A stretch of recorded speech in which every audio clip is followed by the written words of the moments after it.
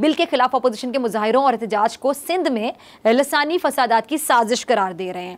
Subscribe करें और bell दबाएं ताकि कोई खबर रह न जाए। बस पार्टी का मौक़िफ़ ये है कि सिंध हुकूमत ने जो नए बल्दियाती निज़ाम में अपोजिशन के कई मुतालिबात को बिल का हिस्सा बनाया है और इस निज़ाम के जरिए बल्दियाती नुमाइंदों को पहले से ज्यादा इख्तियारात मिलेंगे। तो मैं ये जानना चाहूँगी पीपल्स पार्टी ने अपोजिशन के किन मुतालिबात को बिल का हिस्सा बनाया था? पीपल्स पार्टी हमेशा से जो है वो प्रोपेगेंडा और शोषे छोड़ती रहती है, लेकिन हक़ाइक़ इसके बिल्कुल बरक्स है। पीपल्स पार्टी जमहूरियत की राह गलाते हुए लेकिन आमरियाना तसव्वुरात के साथ इस वक्त इक़्तिदार में मौजूद है। उन्होंने तजावीज़ को बिल का हिस्सा बनाने की तो दूर बात है, उन्होंने तो अपने मेंबरान को भी इस मौजू के ऊपर असेंबली फ्लोर पर गुफ्तगू करने से रोक दिया।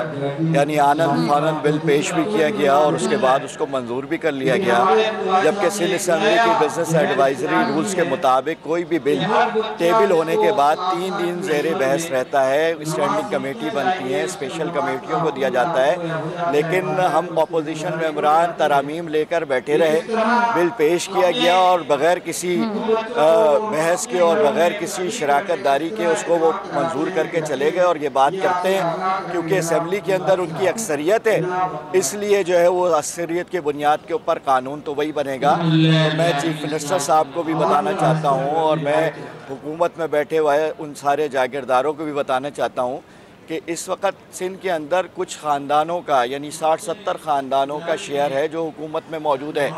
7.5 करोड़ सिंध की आबादी तो आम लोगों की है जो इस कानून साज असम्बली से बाहर रुल रही है।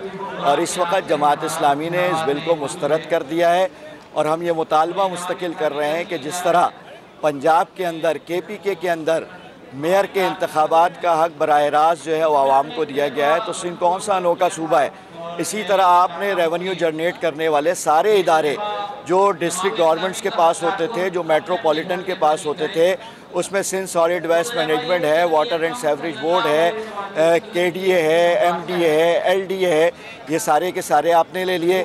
यहाँ तक कि आपने अब्दुल सत्तार अगवानी का बनाया हुआ, मेयर कराची का बनाया हुआ बासी शहीद हॉस्पिटल भी ले लिया। Heart disease hospital Nematullah Khan ने शहर को बना के दिया, सिटी के रेवेन्यू से जनरेट करके, वो भी आपने ले लिया।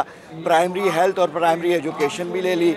यहाँ तक के 5 करोड़ रुपए हर महीने मेट्रोपॉलिटन को मिलते थे मिल्की एनिमल का टैक्स, वो भी आपने ले लिया।